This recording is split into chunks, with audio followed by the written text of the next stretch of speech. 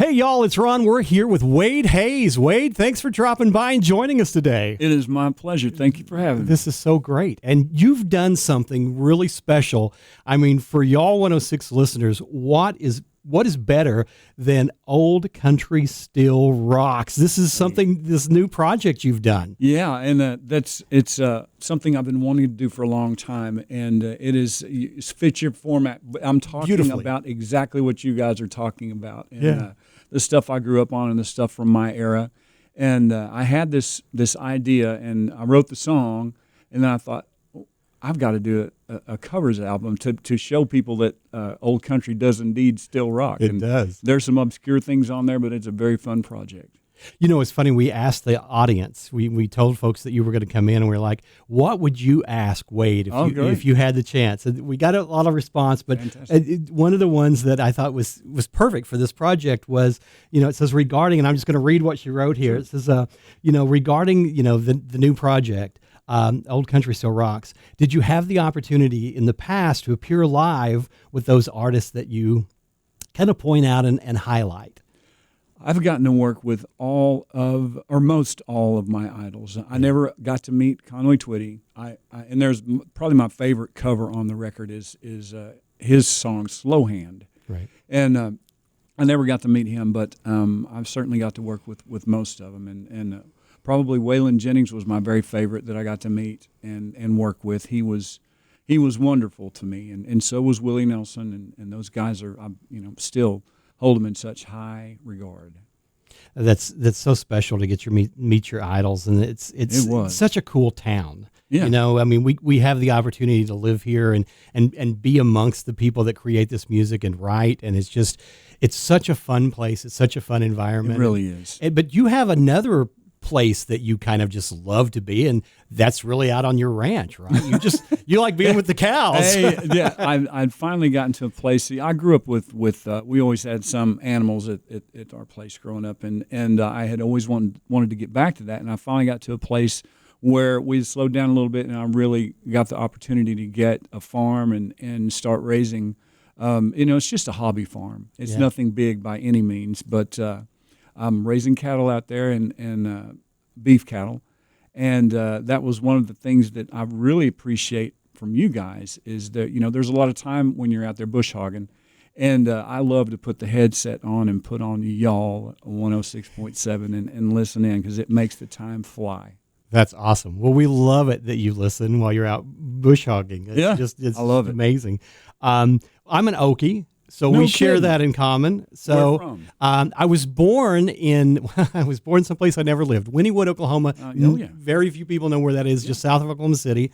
My family lived in Sulphur, but most of my family still now lives in Tulsa. Okay, yeah. So we get back there quite often. You're in the Oklahoma Country Hall of Fame. Yeah.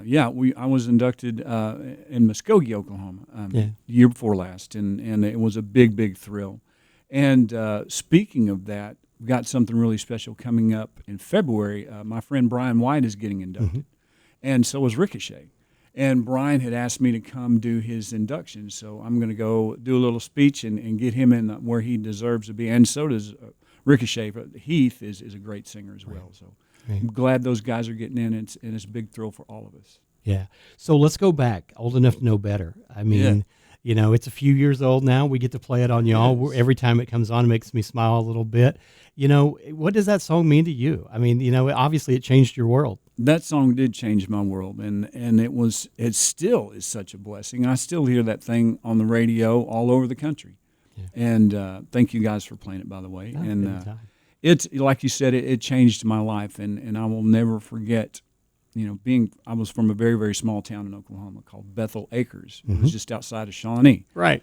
And I had never really gone anywhere or done anything. And I moved to Nashville, and then things just started going 100 miles an hour almost the day I got here.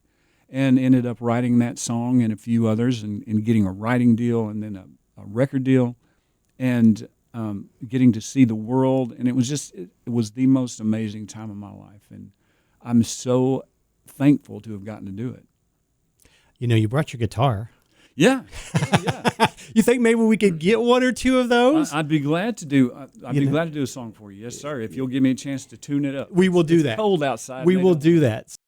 This is the song that got everything started. So, look, it's called "Old Country Still Rocks."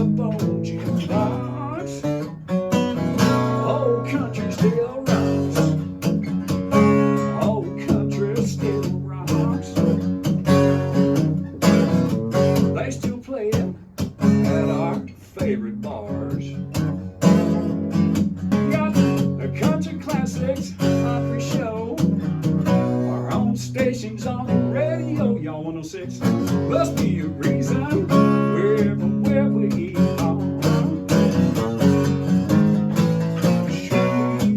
Old country still rocks. It still find me up like tequila shots. No matter how fine or beat up old jukebox. Old country still rocks. Old country still rocks. Ain't nothing against the new stuff, y'all. Some I like a lot. Old country still rocks. Old country still rocks. It sure does.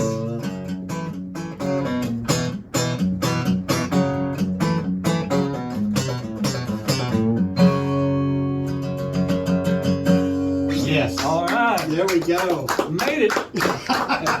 You know, I have the best job in the world. I get to come in and spend time with folks like you and get the honor of hearing you do that live and up close. And that's amazing. So thank you for doing that for us. Well, I appreciate it. God, Glad that's just, to. it's so cool. It's a great song. It just fits what we're doing. So And really, you guys had a lot to do with that song, even being around, because we've noticed, as guys from my era, the '90s, we've really noticed an explosion out on the road of just people wanting this music, and all of our work has picked up a great deal, and gotten really busy. And so this is just to support that idea and to support that era of music. it's funny. Kind of a sidebar that conversation is happening so often right now. Yeah. And I think it's so deserved for the guys from the 90s to kind of be able to step back out on the big stage and get that recognition and notoriety. And this music, when I look at our success that, we're starting to have, a lot of it is very young. A very young audience is loving this brand along with the people that grew up with this music. So good music is good music. And I think it's just translating to people that maybe haven't had a chance to hear it yet. Yeah. And that era, in my humble opinion, because I've been listening to this stuff since I was a kid, and since a baby. And that era there was just like the kind of the perfect storm of musicianship and songwriters and singers that came together in Nashville, and it exploded. And it was a great time to be here and be alive and making music. Well, I'm glad we're getting to hear that music again. Well, I sure appreciate it. Yeah. Thank you so much for coming in. Glad to. Can't wait to see you out on the road. And I'm just going to throw this out there. While we're all suffering, while people are watching this video, while we're all suffering in the cold in Nashville all week, where are you going to be? We are going to be in the middle of the ocean. Yes. The country music cruise. We're going to, I forget where all we're going to, but Grand Turk. Yeah, Grand Turk. Yeah. And but a lot of great folks. And I saw some of them on your place, and I listened to you play Tracy Lawrence on the way in, and he's going to be on there. Yeah. Clint Black, Joe Nichols, I saw on your playlist is going to be on there, and Neil McCoy, many others. All those guys, of course, we play a lot. So yeah, we appreciate it. Yeah, well, have fun on the cruise. We'll be thinking about you while we're bundled up here in Nashville. Thank you, sir. But have a great time. All right. Thanks for coming in. Thank you.